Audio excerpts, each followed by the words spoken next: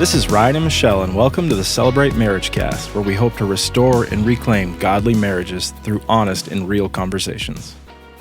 We are Michelle and Ryan, and it's great to be with you here today. We're so honored to have a guest with us as well.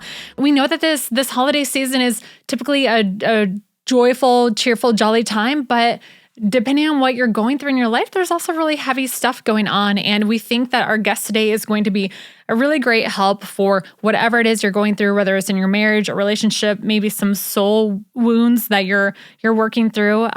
So it might not feel like a super holly and jolly time, and we want to be a resource. So today we have a guest with us, Vincent Ketchie, and he's a Southerner. He's from Mooresville, North Carolina. He's a native from that area. He graduated from the University of North Carolina at Chapel Hill. He is a licensed clinical mental health counselor. He received his master's degree in agency counseling from Lenore Ryan University in 2011.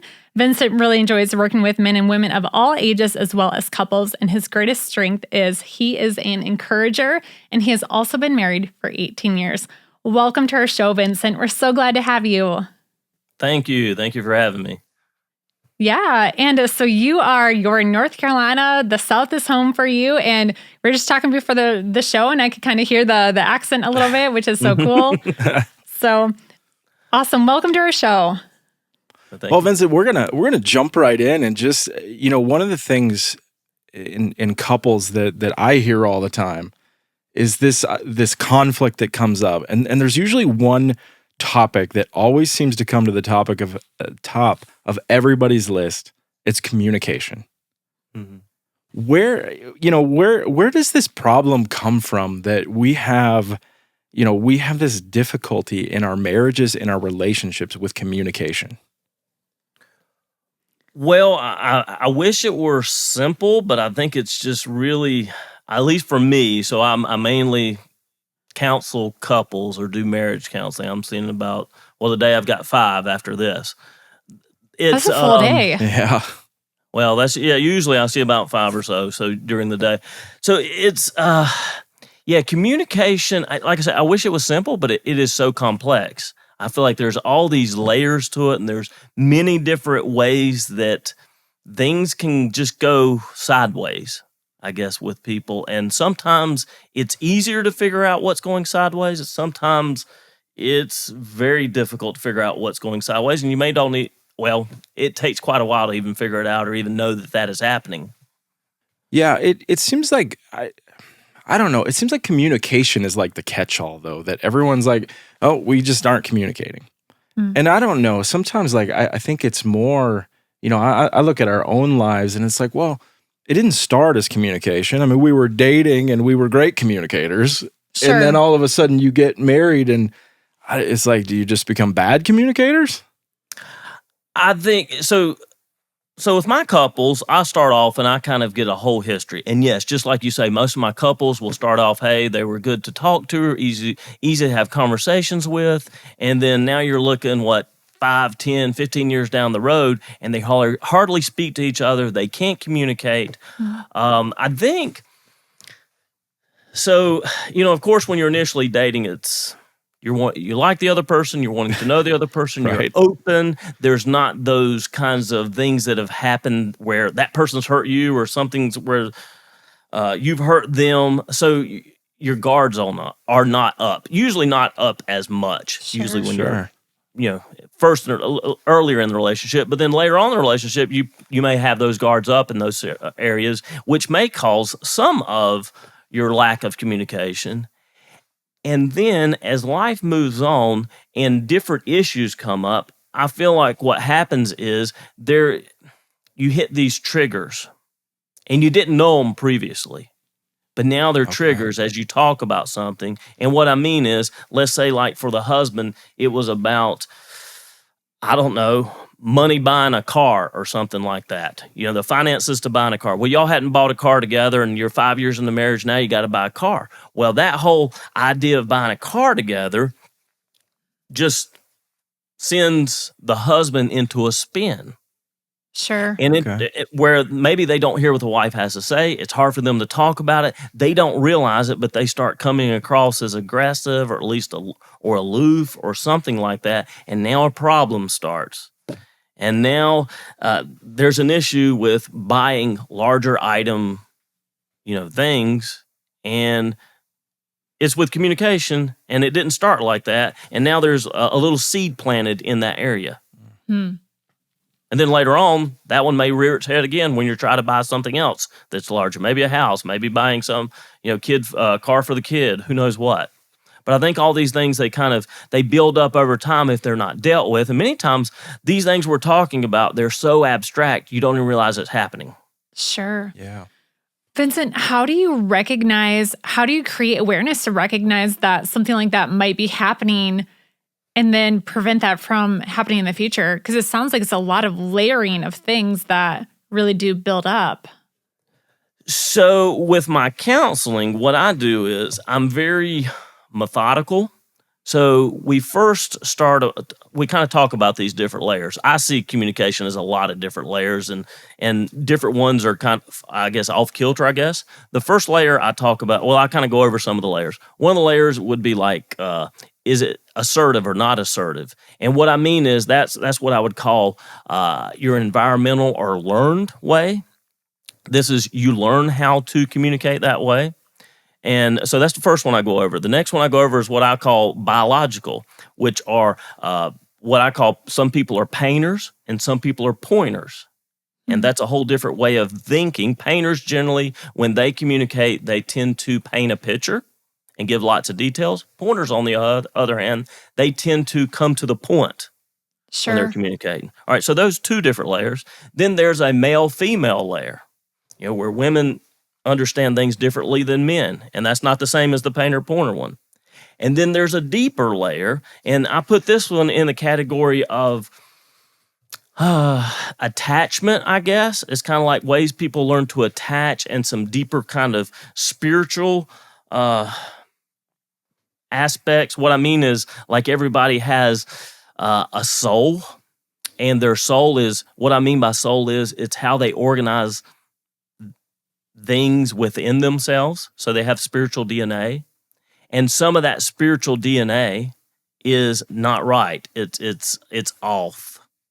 And that's what we work with in this attachment, this spiritual aspect of it, which could be, I'll go back to the one I was talking about with with cars and spending money on buying cars or kind of big ticket items. Let's say for this particular person, when they were 16 years old or something, and they were having to get a car with their dad or their mom, and their dad blew up or made a big deal out of it, and it scarred them. There was like verbal abuse, or maybe even their dad got mad and hit them, and their father didn't do that way, and their father was emotionally distant before then. So then whenever these big ticket things come up, it brings up all of these other emotions that are tied in with it from this incident that happened when they were 16 years old. And now unpacking all that and realizing that affects, this guy that's 45 and he's trying to figure out a car for their next vehicle. Right. Yeah. Right. So all that's kind of in that layer as well. Yeah. Vincent, one of the things that you had talked about is a little bit of, trauma and this word soul wounds. How big of a role does that play in marriages? And maybe could you walk us through like maybe another example or how you'd recommend that couples start to get care for a situation like that? Well, so with these soul wounds, many of them, some of them can be small. So I say small.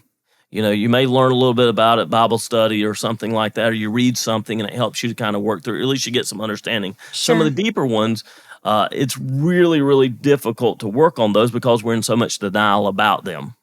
We Sure. don't even realize what we're doing. Sure. Yeah. I have couples here, which, all right, I'll go back to my communication. Yeah. So one of, I guess, kind of what I do with my couples in the beginning, I kind of have a litmus test, I guess. All right, so I have my couples on my couch, kind of over here, and I have them face each other. And then I tell, well, hold hands just like when you got married. So they're holding hands together like that. And then what we do is we work on just reflective listening or active listening. So what I do is I have one of them talk about something that happened, and then I'll give them a sheet which has some emotions on there. I say, pick some emotions, describe that. And then the role of the other person is just to listen. And then if the person talks too long, I'll stop them. and then I have the other person to just summarize what they've heard. Try to tell the other person kind of generally what they heard. And what I find is it's amazing how difficult that is for some couples. And it has nothing to do with intellectual ability. I mean, I've had doctors, I've had lawyers here. They can't do it. They just, they can't slow down and actually listen to the other person and then, be able to articulate. I have to have them slow them down, and it may take 3 or 4 times before they can summarize it there. But it gives me an idea of where their skills are at, and they don't even know that they don't even have those skills. Sure. Even though they may be able to use those skills at work, they can't do it at home. Without wanting to formulate a response or thinking about what they're going to say next or something like that. Something like that. Or they may not even realize that they're talking like this, like we're talking right now. But when that word about the kids or that word about buying a car makes them start talking like this and getting really loud, and they may not even be aware that they jump from right here talking in a healthy tone and in a gentle tone to jumping up here. And what I may do is I stop them there and I say, whoop, let's slow down. All right, what just happened, 3 or 4 seconds ago? Did you recognize what happened? Yeah. And then we begin to talk about that. Because for them, they feel like they were being relaxed and calm and talking. They didn't even realize that they jumped up to that next level. Wow. Or that it got them excited. And again, it has nothing to do with intellectual ability. What are some common soul wounds or traumas that you deal with, and what are some steps? Like how would a couple start to gain awareness of that and start to maybe process through? What are steps that people how do you become aware that that's impacting your marriage? Yeah. I mean, sometimes people don't realize it until, of course, something bad happens and brings them to counseling. Sure. What I mean is like an affair or something like that, or somebody's made another bank account and they're spending all this money over there, or I don't know what's going on. Something kind of bad happens. So with my couples, I generally begin with communication, and I work on that. I work on those areas. I work on that assertiveness, and it's many sessions that I spend on that, where they're beginning to even recognize their deficiencies. Because some people, I mean, I just had it last week. I have somebody, they're in their 50s, and their best friend's a counselor, and their other friends are there, and they just recognized, because I mean, I don't know, it's nothing that I said, but like I say, I'm just methodical. Even though people may have been to counseling before, I go over it again. And I'll tell you, this is what I like about couples counseling. I may not know what happens outside a session, but at least I can comment on what happens in session. Sure. Yeah. So I can speak truths then in session of how they're communicating with each other and bring it there. So this particular client, they're in their 50s and they've got all these people around. They're in all these Bible studies and things like that they've done before. But then, I'm speaking in here as I'm going over passive, and this is the first time that they realize that they're passive. Because we're just digging down deeper and looking at these different relationships of where they're passive. Because they're not passive in all relationships, but they're passive in these particular relationships that they didn't even recognize it. And although it's apparent to a lot of people there. So going back to you're saying, how do you work on these? It takes a lot of being intentional. Sure.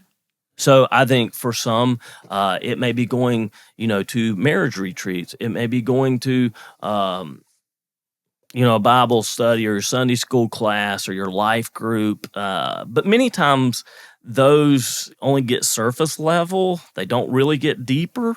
I mean, if it's some deep issues, then it's going to take going to, a counselor, a marriage. And when I mean counselor, I'd recommend a marriage counselor, not somebody that just does although individually may be good, but many times a marriage counselor is going to be able to help somebody who only does marriage, or does a lot of marriage counseling.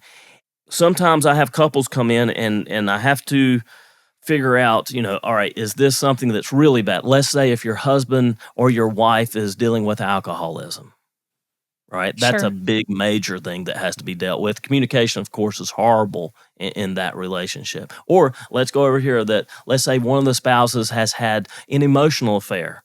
They've been chatting with somebody online.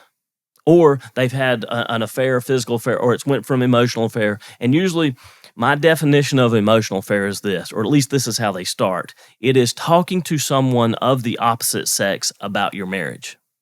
That's generally how they begin. Yeah. That's generally how they happen or how they progress. Yeah. Right? So let's say a person has I emotional. really appreciate you saying that, Vincent. I don't think we've covered that topic on this show, but that's a really good boundary. I just want our listeners to really catch that. When you're opening up your heart and your soul and your words to someone of the opposite sex about your own marriage relationship, and maybe they're just saying like, hey, I'm going to be a helpful friend.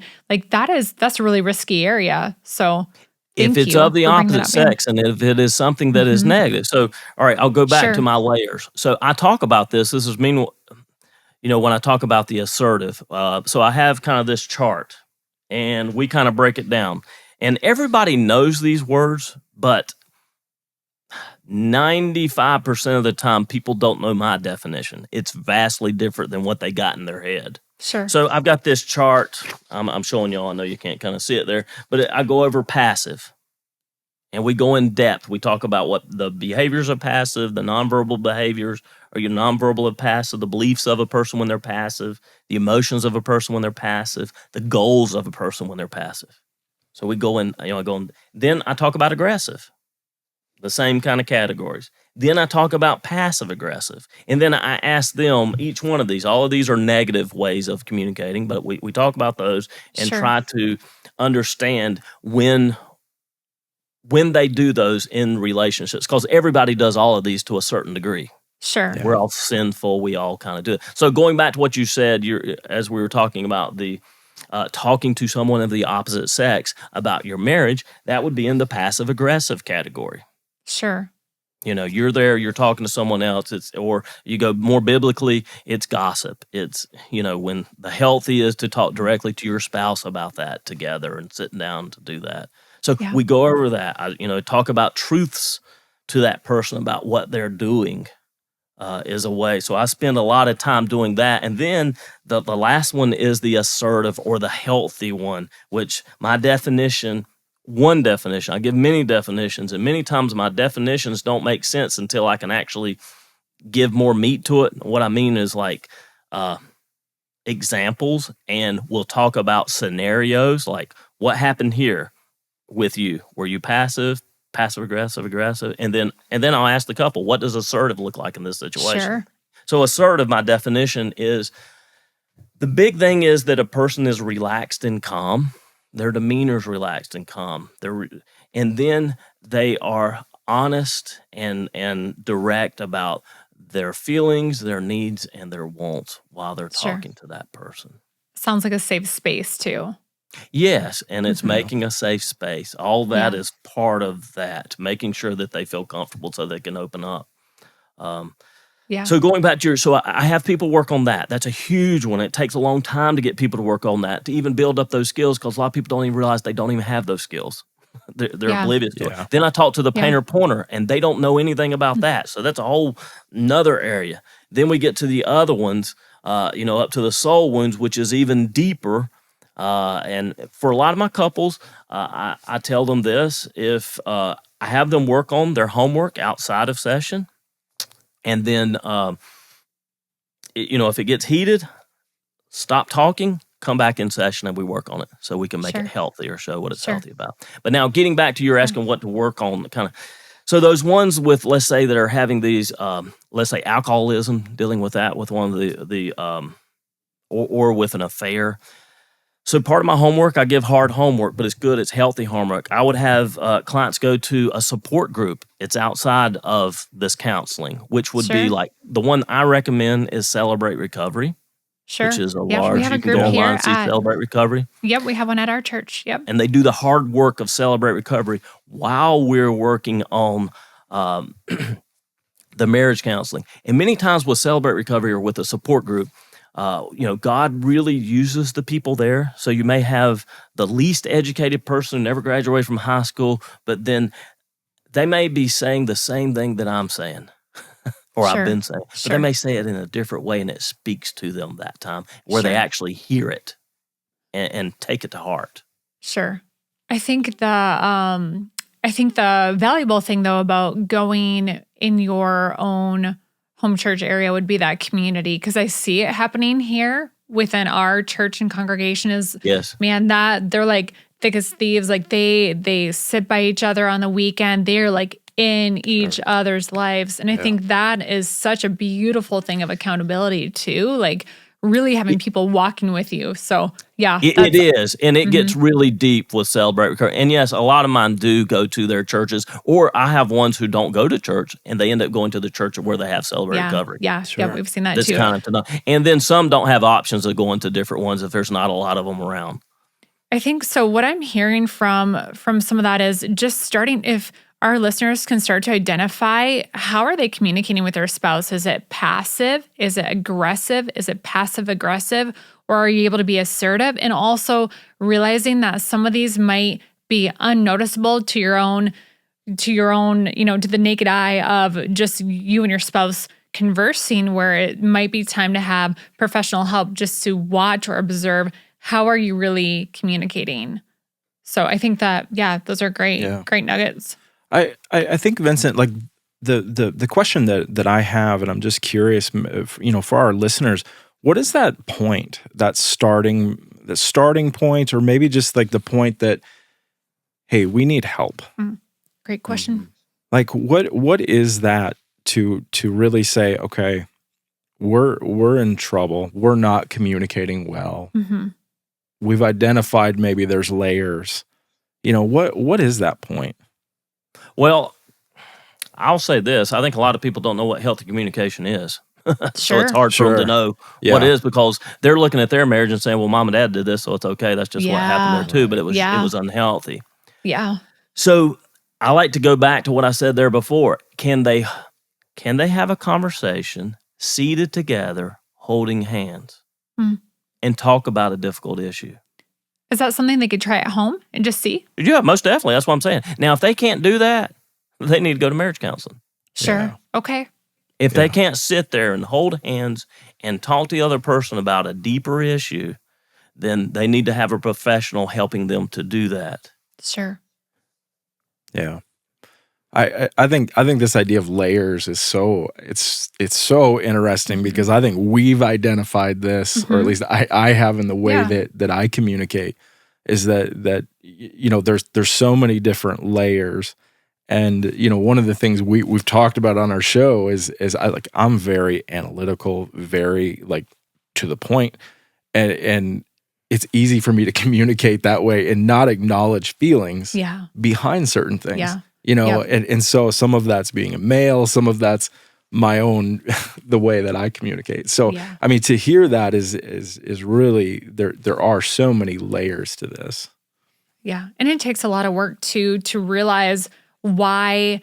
I try to reflect too, if I react a certain way, I'm like, why did I just react that way? And it is a lot of internal reflection too, and realize, you know what, it actually wasn't you. It's because I do feel there's this hurt area in me of maybe, a lot of things, our own lived experiences and the things, we've shared a little bit, but one of the reasons that I came to Celebrate was, I had a Christian counselor tell me to come to Celebrate. That's how I got to this church. Now I've been here for 15 years and it's changed my life. But a lot of like identity, like who is my identity, and learning that my identity is in Christ and not looking at other people for that. So sometimes I can catch myself like wanting validation from, Ryan or whatever. And it's like, no, but I can't look to you for that. Like I have to look to God for that, and being able to get to the root of it. And but that's really hard work too, to like do that internal work and figure that out.